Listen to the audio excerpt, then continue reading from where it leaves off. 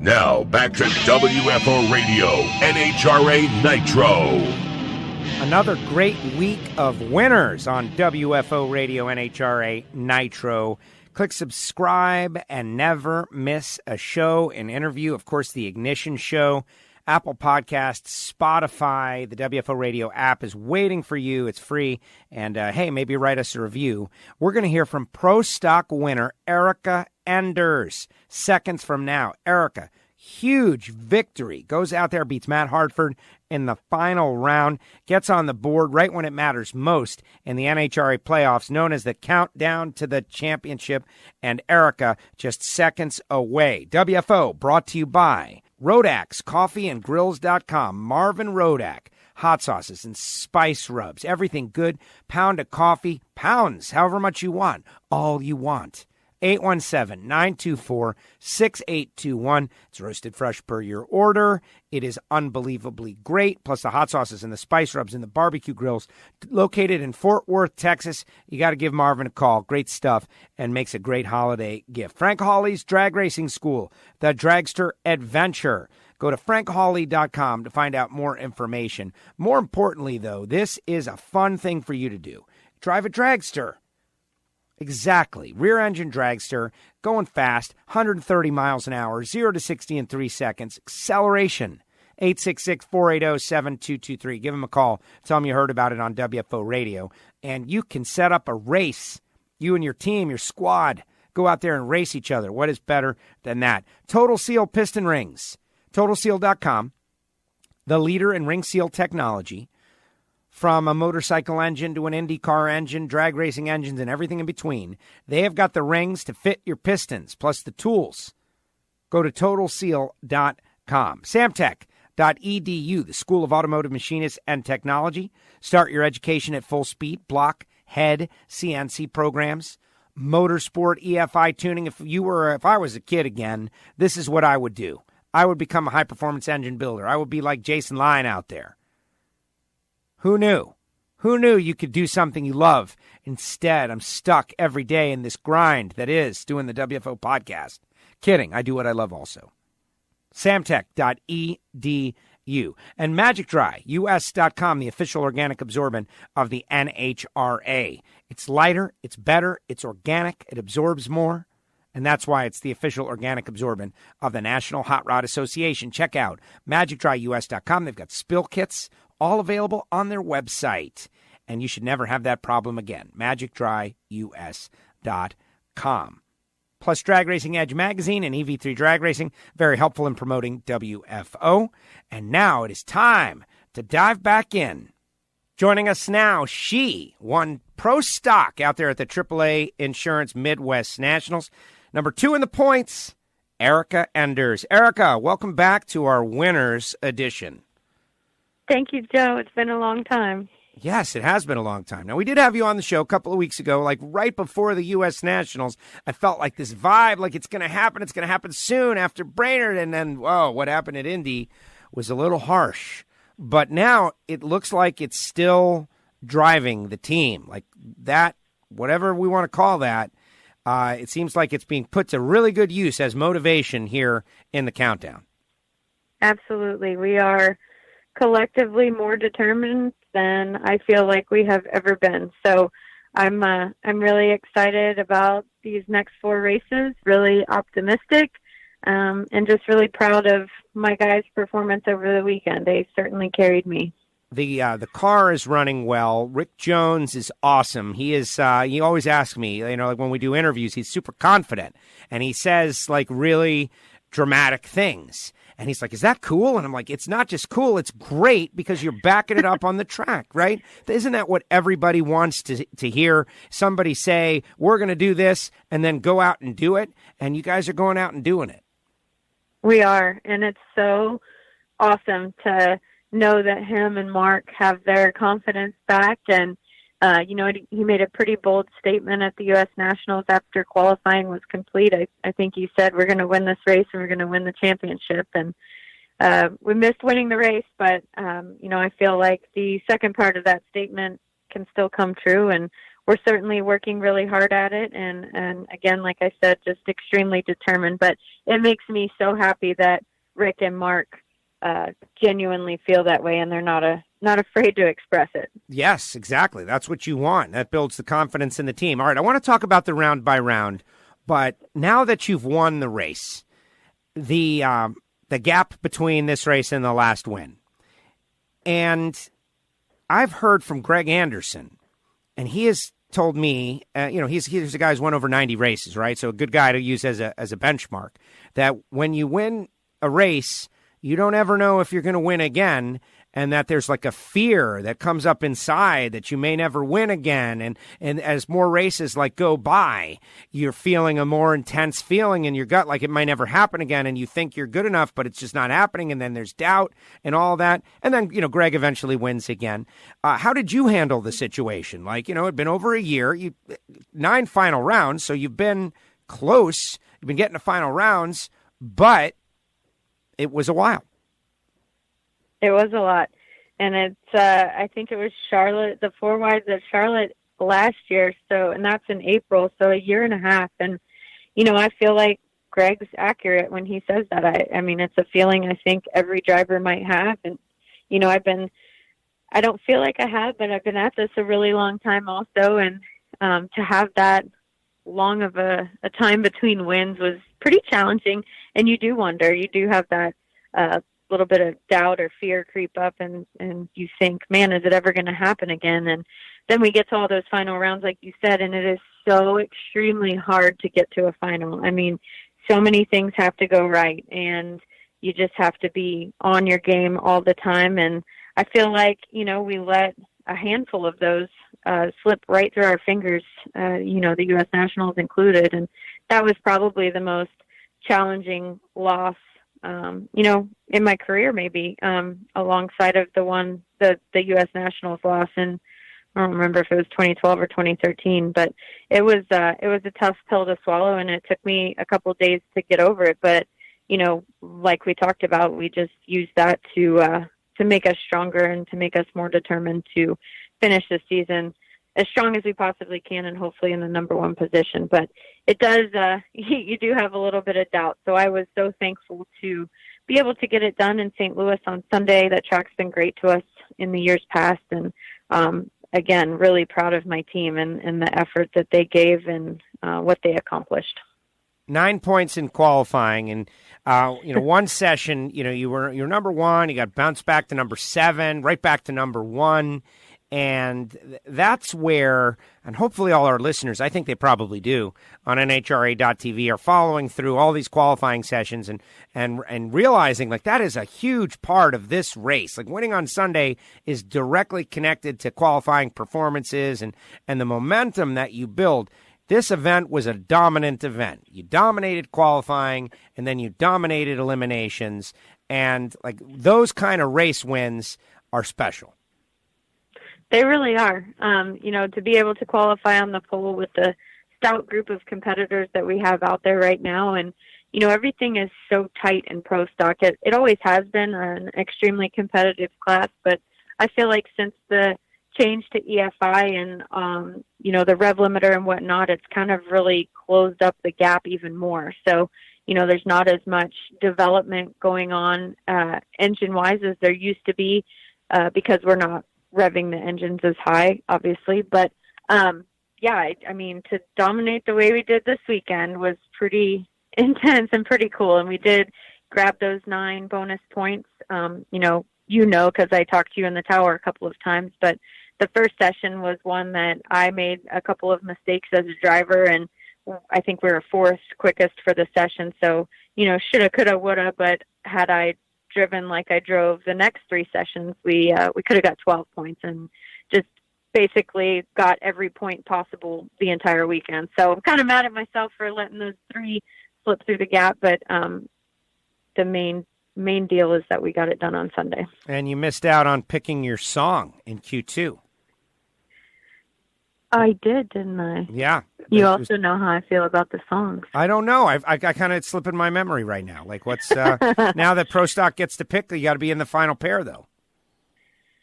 Oh, the final pair after the first session? That's how that works? Yes. If you're 1 or Gotcha. 2 in Q1 in Pro Stock Bike or Pro Stock, you get to pick your song. At least that's how we have done it the past 2 races. We want to get you guys in on the deal, but it's tough because the burnouts happen so fast. And so this is our solution, at least for now. And it was Bo and it was Jason. But whatever. That's like minor. Right? Hey, that's right. all right. Yeah. So, I didn't even know. Yeah, so maybe next week. Well, exactly. Number 2 in points now. So now we'll that see you know, how that right? goes. Now that you know, you're going to be going for it Q1. So 007, round 1 against Alan Przinsky. Like, that's your best light of the day, and you were going after Alan. Some might say, though, like, oh, man, cutting it a little bit close. Tell me about that run. Well, I was as surprised as probably everybody else was at that 007. I was pretty good in qualifying. I think I was 11, 14, and 17, just steadily slowing my clutch linkage down because I knew qualifying on the pole, we were going to have to race the number 16 qualifier, whoever it may be.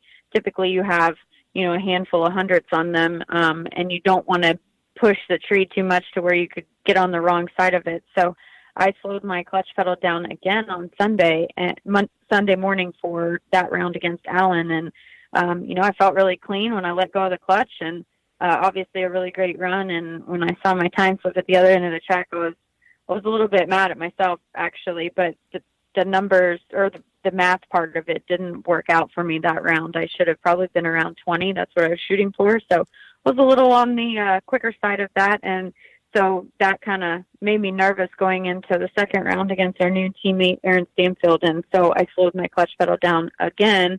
And just kind of from that point, the rest of the day got a little bit behind as a driver as far as setting up my non-electronic delay box. And I got behind. So that's why my starting line performance wasn't as stellar as it typically is, not making excuses. Just I learned a lot on Sunday. So shouldn't have been that close, but we were. And I did have in the back of my mind that I had been beaten by Alan Przinsky a couple of times with him being in the number 16 hole before. So I don't ever race who's in the lane next to me, but I know exactly what everybody's capable of. We just try to stay on our game, and that one was surprising. So you're right. Well, exactly. I 007 was like, whoa, okay. So second round, though, Aaron Stanfield. Aaron got through Alex, and put on your talent evaluation cap. You've been around long enough. You're a veteran of the class, a veteran of the NHRA. You guys are up on everything. So you know the Stanfield name, and you know Aaron, I'm sure. Now he's racing within your team. So you're getting to see his his ability and prowess. He's like 22 or something. And, I talked to Lump. Lump says, he hasn't even relaxed yet, right? He's still like taking it all in. I think the kid's going to end up being really good at this. You're able to take the stripe on him. I think it was a bit of a weird tree also, but Yeah. What's he like? How's he handling it? So Aaron's a great kid. He's a student of the game, like his dad. So I feel like he gets it naturally because Greg Stanfield was one of the best pro stock drivers ever also. So, he's obviously learned a lot from his dad, but he hadn't driven a pro stock car in a handful of years. And we went to Tulsa, and he made 3 or 4 runs before we took it to the first race of the countdown with him. And from the time he got into the car, he does a great job. He nails his burnouts. He stages really nice, really smooth. He's good on the tree. I mean, he had a couple double O's during testing at Tulsa. So I really feel like the statement is true that you can either do it or you can't. Like, there are people, that work hard at it like I did. I wasn't great at the beginning of my career in pro stock, but the longer I've driven, the more I've learned, and I've tried to better myself. Aaron's just a natural. Like, he does a tremendous job, and I think Lump's right. When he does finally relax, he will crush them. He's doing a fantastic job. Wow, very cool, very cool. Next round, you get by Aaron, and you got to run Chris McGahey. Chris gets by Greg Anderson, which, I don't want to say it's surprising, but they elevated their game this weekend. Chris said he sucks in qualifying, and race day is where he does well. First round took down low ET of first round, and then gets by Greg, and now you got to go up against Chris. So you got to know that your opponent is having a good day. Like the racing gods or whatever, the cosmic forces are on his side, at least for the first couple of rounds. And they even actually outran you by a little bit. So you needed the better reaction time, and you won a very close race on a hole shot.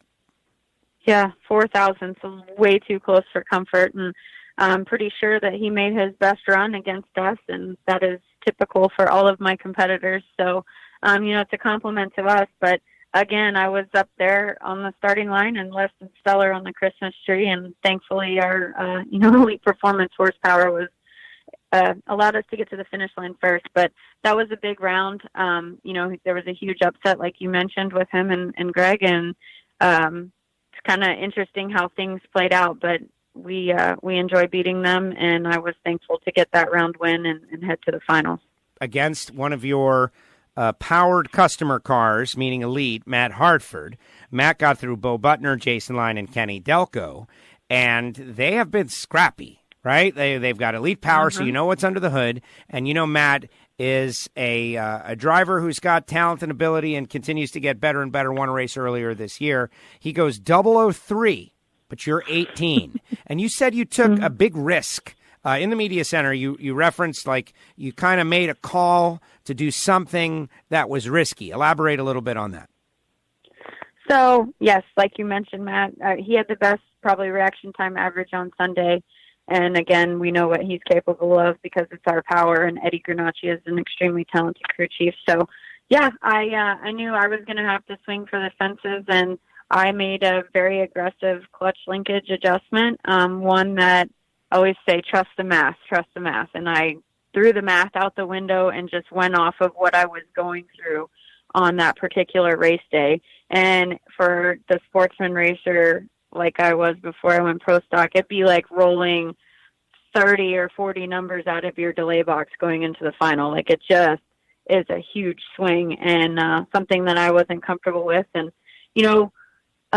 I don't love to be rushed, like getting in the car, and we had a very quick turnaround going to the final round. And when we got up there, Matt was already in his car. I still hadn't gotten in mine yet, so I was like hustling. So I think that worked to my advantage a little bit because I didn't have time to think about it. Like, I just had to go up there and execute. And 18's good. It's not great. It's not my normal jam in the final round, but it was a better light than I had the two previous rounds. So thankfully it was just enough to get by him. And but yeah, it was not a comfortable move for me, but I learned a lot, like I mentioned on that race day, and I will race a little bit differently these last 4 races, and we are going to go for it. Wow, that's very interesting. He could have been perfect. He was not going to win the race, but 18. A lot of racers that are listening just groaned a little bit, like, "Oh, really? 18 is not that great, Erica?" Man, a lot of people would kill for an 18, but I get what you're saying. Normally, you can dial up a 00 light when you need it. 100%. I pride myself on that, and that's something that I've been fortunate enough to do because I have great guys that stand behind me, and I'm able to drive the best equipment out there, and I have faith in my equipment. So that's why I'm able to gamble with thousandths of a second like we do. And 18 is a good light. It really is. But like you mentioned, I'm normally a little bit better than that. And Matt he told my guys before we went up there, he said he's swinging for the fence also. So he's either going to be 00 or he's going to be red. And he was on the green side, and again, glad we got the win. So what was the anomaly for you? The 007 or the 42? Like, what, I could understand why you were in a situation there and you had to make a call because you had been close and you had been far. And was one an anomaly, or was something just wrong, or how does that work?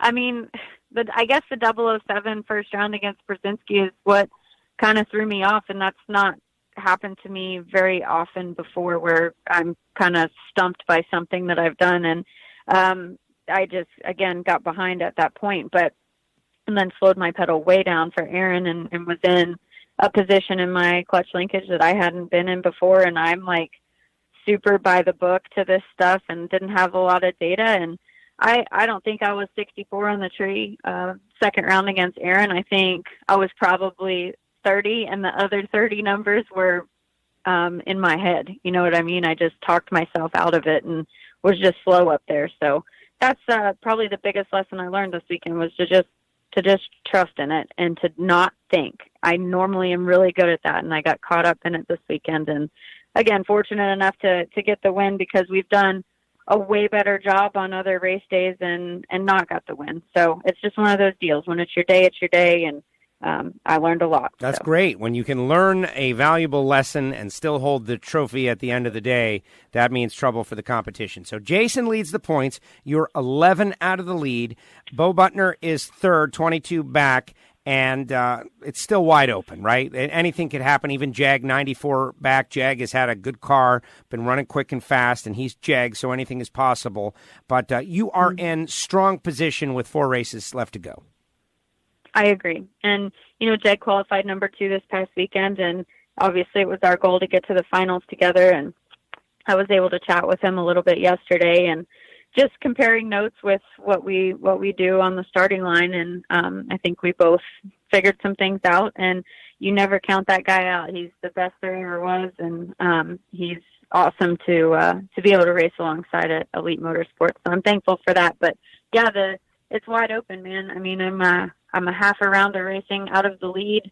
12 bonus points are available during qualifying. So, if we do our job heading into Charlotte, we can take the points lead before, hopefully take the points lead before Sunday rolls around.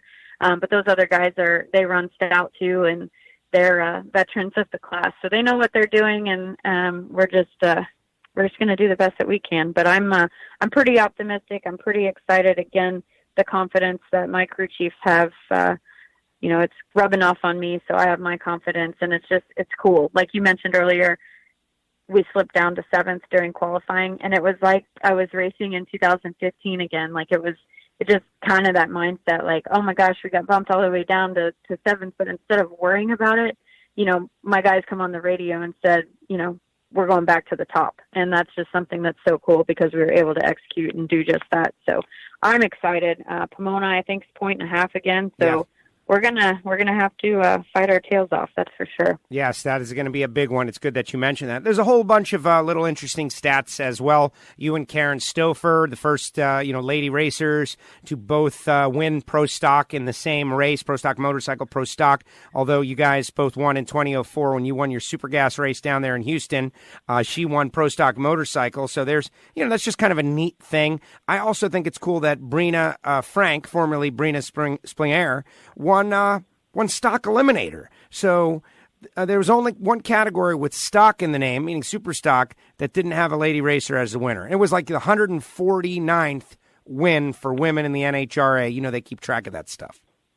I do. I think that's really awesome, and I want to say congrats to Brina. She's an awesome racer, and her husband Brandon worked on my Pro Stock car at one point in my career. So I know both of them, and proud for her. I wish we would have all been able to take a picture up there, but it's really neat for females in motorsports, and I think that's something that's so unique and so special about the NHRA is the diversity. So it's definitely cool. You mentioned 149, so hopefully we put ourselves in position to be able to win the 150th. If not, it's fine, but going for the 100th a couple years ago, we were like 97, 98, 99, 101, 102. Like we won all of them surrounding 100, and Courtney was able to get the 100th. So that was neat. Maybe we'll be lucky enough to get the 150th.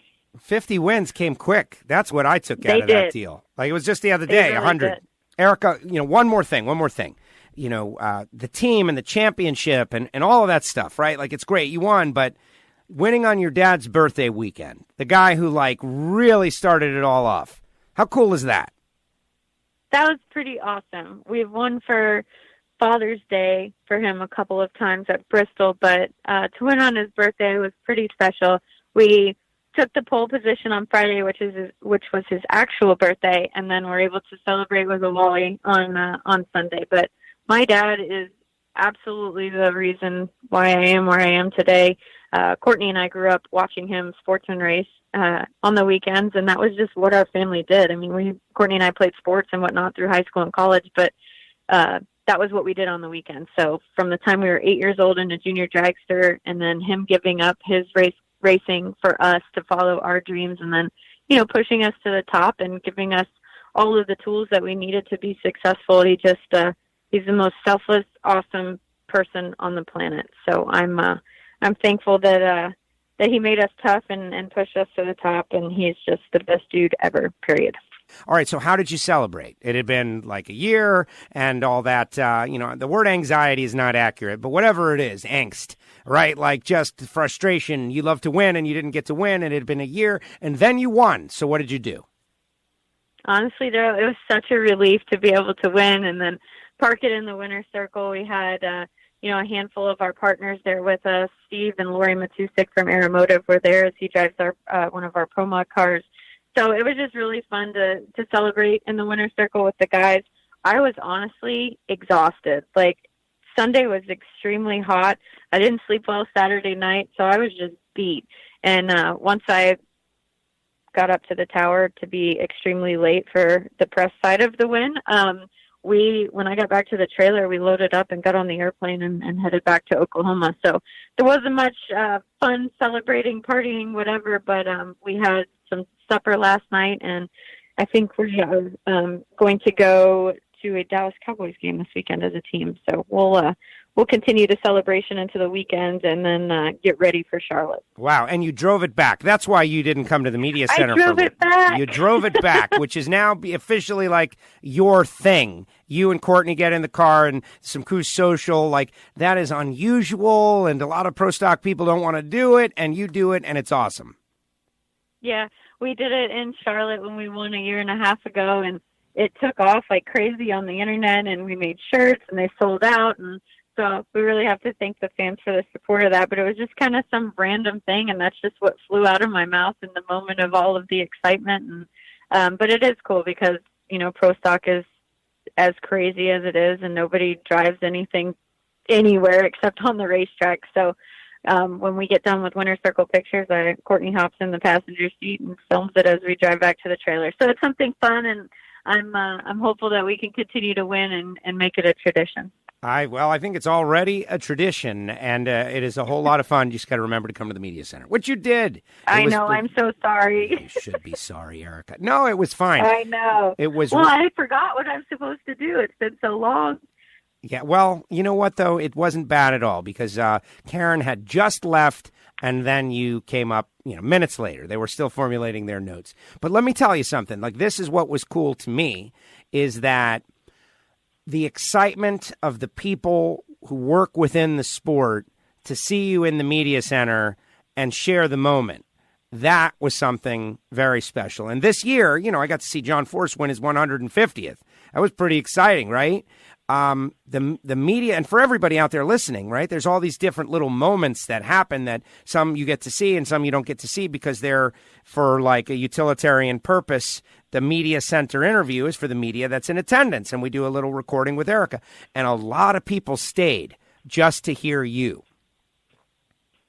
That's pretty awesome. That's really surreal almost because I'm just like a bracket racer, and I grew up junior drag racing and super comp and super gas racing, and this was always just a dream of mine. And to be able to be in the position that we're in is a huge blessing, and I'm really thankful for it. So I'm glad the media stuck around, and we have such a cool group right now. I feel like with everybody in the tower, yourself included, the Fox team with Bruno and Brian, the girls that do all the social media and PR up there. It's just a cool environment to be in. Allie and Nikki and all of the girls that do social media for the other teams out there.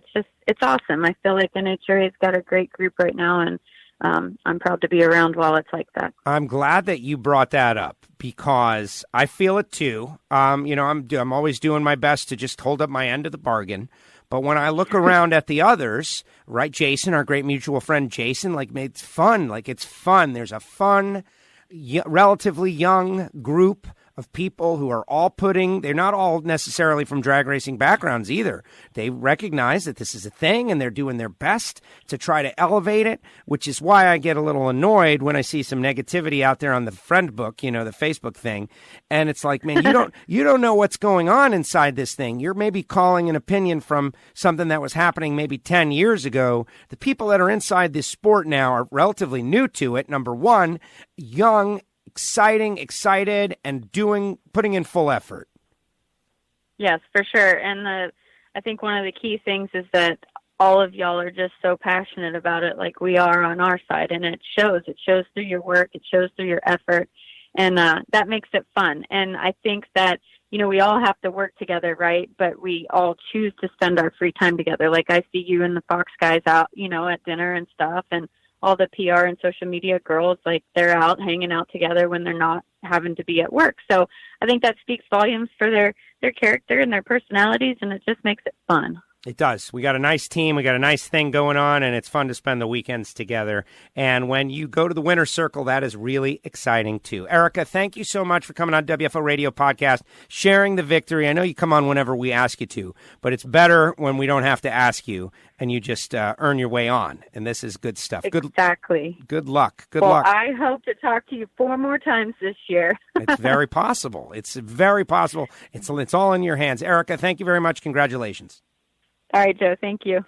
Erica Enders with us here on WFO Radio. Congratulations to Erica and Elite. They have been working so hard, and tough to say that, we don't know what's going to happen, but the motivation that they have gotten out of that heartbreak at Indy, they do say everything happens for a reason, right? Everything happens for a reason. Who knows what it is, but the motivation level is high, and good luck to Erica in the remainder of the countdown. Always appreciate Erica coming on WFO. And I appreciate you guys, the listeners, also. Click subscribe, Apple Podcasts, Spotify, wherever you get your podcasts. WFOradio.com, great place to get it. You can just bookmark the website on your mobile device. That works, too. Hit that archive, baby. Hit that archive. Because Karen Stouffer and constant interviews coming at you on WFO, and we encourage you, do me a favor, share them. If you got a friend who loves Pro Stock Motorcycle, they don't know about WFO, let them know. If you got a friend who loves Erica Enders, you got to send them this interview. Just email it to them. Press the little dots there and share it, the little arrow. Just put it right in their mailbox. Listen to Erica on WFO. And that has worked so great for us, people finding WFO Radio. And it's great for our sponsors, too. TotalSeal.com, Total Seal Piston Rings, the leader in ring seal technology. MagicDryUS.com, the official organic absorbent of NHRA. Frank Hawley's Drag Racing School, Rodax Coffee and Drills.com, and Samtech.edu. Thank you, guys. Appreciate it. It has been great to tell people about your products, and you listeners out there, the next time you need one of these things, hit these people up and tell them you heard about it on WFO. Drag Racing Edge Magazine, EV3 Drag Racing, and so on and so on. All right, everybody, more WFO coming. Thank you for listening. And in the meantime, hit the archive and the Ignition Show. Oh, it's so entertaining. Last week, everybody loved it. And it was fun. We're going to get together and do another one real soon. So don't ever miss the Ignition Show as well. Listen. WFO, everybody. WFO! The views and opinions of the hosts, guests, or callers do not necessarily reflect that of the station ownership, advertisers, or agencies. I love WFO Radio. Oh, yeah.